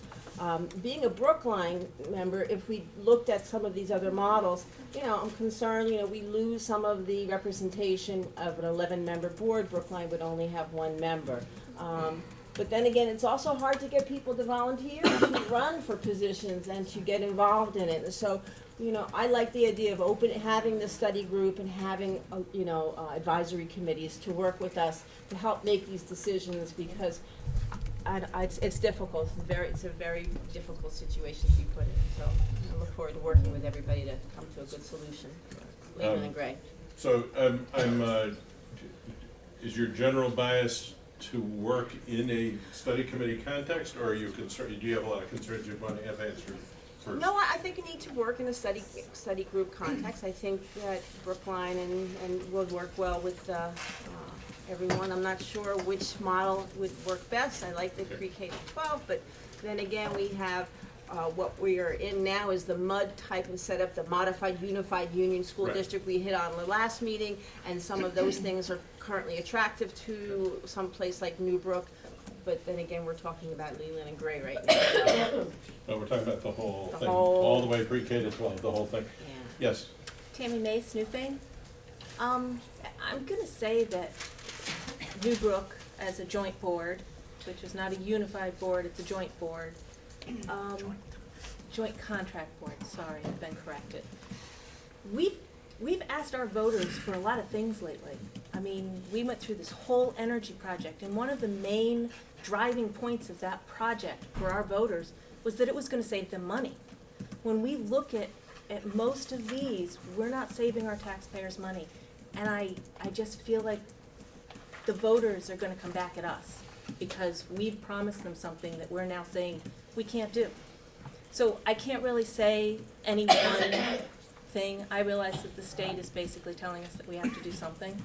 But at this point, I have a hard time saying to the taxpayers that we promised we're gonna give you savings. We have this solar project, our operational costs are going down. Now we're saying the taxes are gonna go up. I can't grab onto one of So the these financial forms and analysis say. is very important to you to even have to figure out what to do next. You know, it's difficult. Yeah, I hear you. Okay, thank you. Two more. I'm Twyla Holden. Yes, sir. I'm Twyla Holden. I'm a member of the Leland and Gray Board, and I'm from Townsend. I think as a Leland and Gray Board member, we've been waiting to hear what our communities are heading towards before, I mean, we are part of the community, but we need to hear what the elementary schools are gonna be doing before we really know where we're headed. And I think it's all about our communities. For years, we've always been able to work together and we stick by each other. And I hope that as things go ahead, that we can continue to do that and keep an open mind to possible changes in thinking outside of the box, what things work for us, and maybe being able to find ways to tweak things that don't, so we can still continue what we've had all these years, but in a different form. Thank you. Howard Iris, I'm on the Leland and Gray Board from Wyndham. Couple things I wanted to say to the folks from Jamaica. I mean, when my kid was in Wyndham Elementary School, he played on the Jamaica basketball team. Our schools have a long history of sharing music teachers, art teachers, and other part-time staff. So I don't think it's really fair to characterize us as bad neighbors just because we don't want to merge our school board. Going back to what's best for the kids, the data all points to small schools and small districts and small school boards looking after kids best. All over the country, large schools are being busted up into small schools. Big school districts are being turned into a bunch of charter schools, each charter school with its own board looking after it.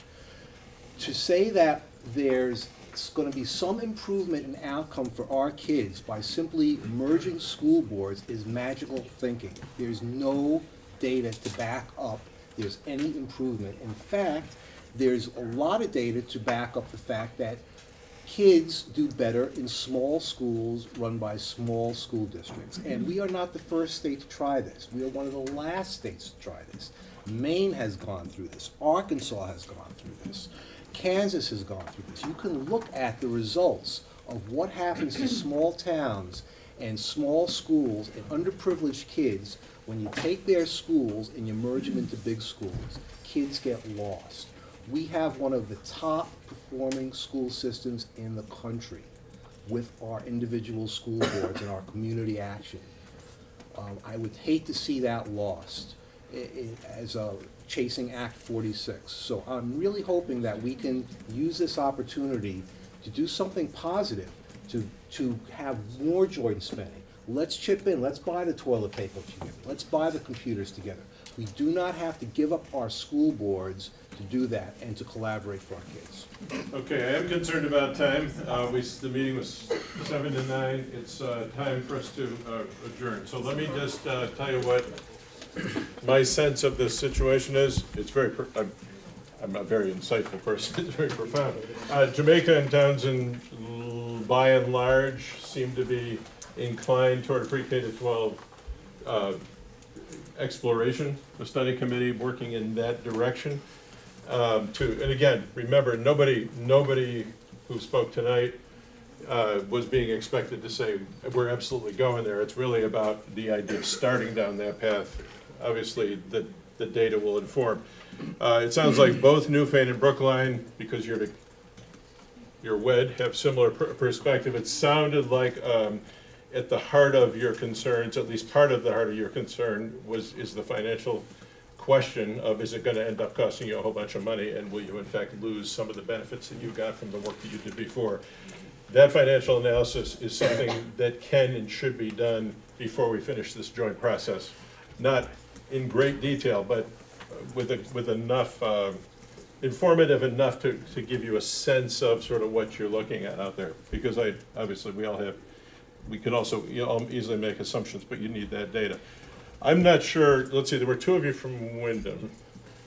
Two from Wyndham that clearly have qualms about the whole concept of a larger entity that could conceivably put at risk your direct control over your local school. I'm not comfortable saying without Auntie and Carolyn here, and hopefully Carolyn will get some decent information from Montpelier, so Yep. that would be helpful. So Okay. I don't want to say either way. So it seems to me that, there's a more fundamental disagreement, and not maybe not a disagreement, but a more fundamental difference of perspective on the part of Wyndham. What I would suggest, because ultimately, for your supervisory union, when we all come back to that big group when we meet again in April, and then we'll meet again in May, people are going to need some sense of what the direction is. So there are a variety of choices. One would be if everybody said, yeah, let's do a study committee, pre-K to 12, you could do that. You could say, we could buy into that with certain protections. Or some of you may say, we would enter into, if a group is going to go down that road of creating a pre-K to 12, we would only join in the conversation as a advisable and with a full understanding that our preference would be to end up as a MUD. And I need to figure out the mechanics of that, because you did that before. I think that's what you did the last time. So we just need to get crystal clear about what that would look like. The other option is there's just an agreement that it's not gonna go anywhere. But my suggestion to you at this point is to not get into, not to go there as we break up tonight. Clearly, there's interest in further exploring, getting more data, so people have a sense of, are they leading their folks off, down the garden path.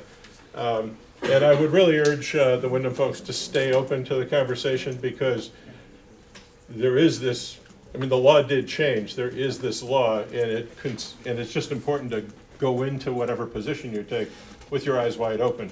Like, what's likely to happen 2 years from now? It's important to not deny that. And now you can always take the chance. There's always the chance that the politics will change and that the law may change. But because you are a union high school district, it's irresponsible for me to say to you, there's a good chance that they wouldn't bring you together as a single district. If you're, you know, there's a lot of places in this state, there's 35 or 36 union high schools, and there's a whole lot of people that have independent high schools that are not union high schools. Those get really complicated, but where there's a union high school, and you're already together running grade 7 to 12, you gotta be thinking about what's the state board gonna be thinking about 3 years from now, and that needs to be part of your thinking. So I think at this point, we ought to let this simmer, and would urge you to continue to explore. If people have questions or concerns or comments, you can feel free to send me an email. I've talked to some of you individually about specific questions you have. If you have questions you want me to research and bring you the answers to on April 18th, I will do that. And I want to really thank you for engaging in this conversation. I know it's incredibly difficult, long history. A lot of you have been through this 20 times before, and thanks for staying with it. Thank you, Steve. Can I just make an announcement?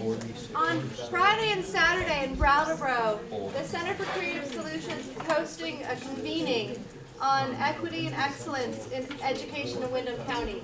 It's free, it's open to everybody. There'll be childcare available Saturday morning. I have posters if anyone is interested. Friday night is a panel discussion at the Lattice Theater. There'll be folks from, a student representative on the board, as well as Laura Sibilia and other folks from our, well-informed education community, and then discussion groups on Saturday. So I hope that folks can attend. Thank you. Thanks you all for coming. There'll be more opportunities, I'm sure, for broad public participation. Thank you. Thank you. Maybe next time.